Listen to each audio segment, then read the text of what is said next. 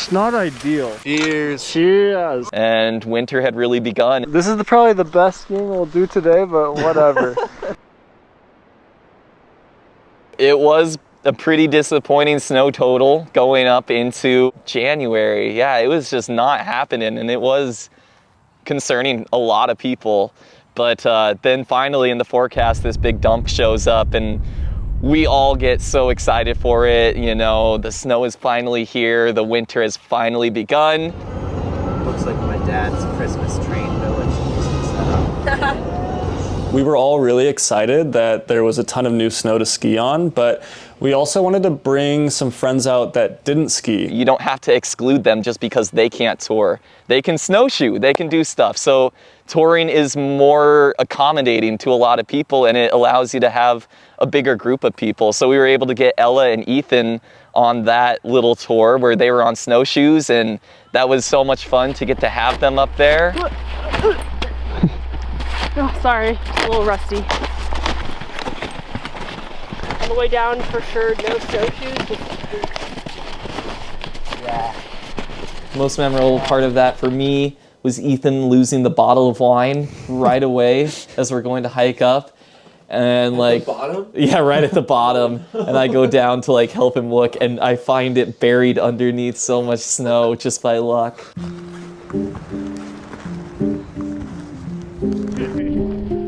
After about an hour of walking, we had the idea to stop and dig out a little snow table to have lunch on. We are at Stevens Pass. It is just dumped snow and we're making a table.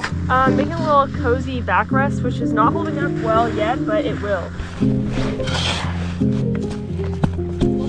Oh, hell yes, dude. Hell yes. Once the table was done, we fired up our camp stoves and had some soup and hot chocolate. It truly felt like an opening ceremony to winter. Oh God, Ethan, grab it. It starts melting all the snow underneath it. Beautiful. Who would have thought we'd be here eating chowder? Chowder On the top at a of table. a mountain. All right, shall we? Raise your soup. Hey, cheers to a great winter. How about that? I love it. Great winter. Great winter. Cheers. Cheers. Woo! To share moments like that with good people in amazing places, that's what I live for. All right, dude, tap it. I think overwhelming thing that I took away from that tour was just the awesome sense of community that winter also provides. It was just a celebration that snow was here and winter had really begun.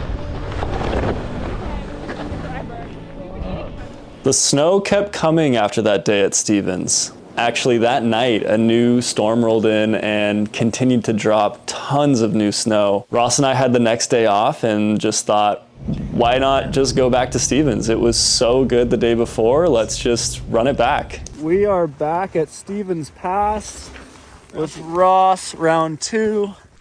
On this day, we wanted to mix it up and check out an area we had never been to before. Lichtenberg Mountain is a really popular zone for backcountry skiing around Stevens Pass, but most of the upper mountain is in avalanche terrain. After looking at the map, Ross and I found this little area on the southwest face, completely under 30 degrees, and thought, perfect.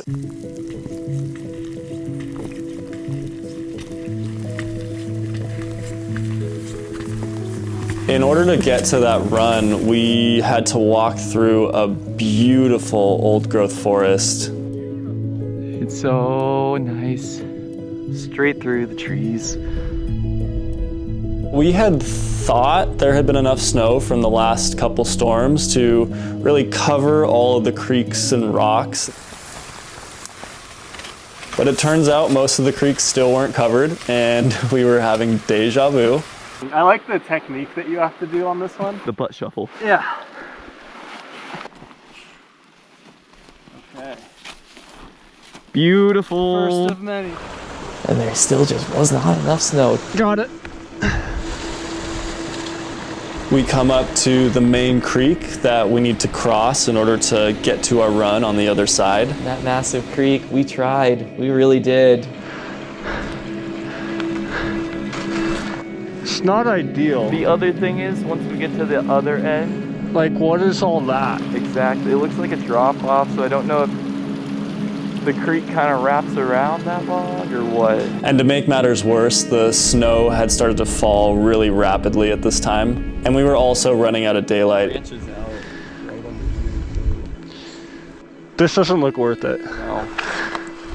I agree. We'll be back in March. Exactly. What did we learn today? Yeah, what did we learn? More snow is needed to come here. We turned the rest of the tour into a little nature walk.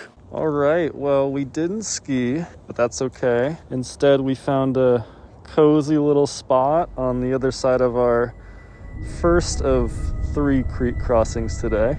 And we're eating lunch and have the pleasure of sharing this spot with this beauty right here, this elder. This looks to be a mountain hemlock, and mountain hemlocks grow to about 800, 1,000 years old. From the looks of this trunk, it's probably, you know, at least over 300. Pretty cool to be sharing a spot with a tree that's older than the state of Washington and the United States. Spending time eating lunch underneath those old trees and walking through that forest made us notice things that we would have never noticed if we had gone up and skied that run. This is our tip shot, and that's our run. Bounce off that berm right there and just rip it. Ooh. Hit the sidewall. This is probably the best thing we'll do today, but whatever. With the skins on. Look at oh, that. God, that's weird. Go for it. Woo! Once again, mentality over matter. I still had an incredible time on that tour, even though we basically never got to ski any downhill that day. Great call to do what we just did. Yes, but I have the next answer. We just start bringing a ladder with us, like they do on Everest. Just lay that puppy down and climb over, dude. We'll be unstoppable. Good nature hike. Hey, good stuff, man. That's what it's all about. Hell yeah, brother. That's the mentality. Back at the road. Live to ski another day.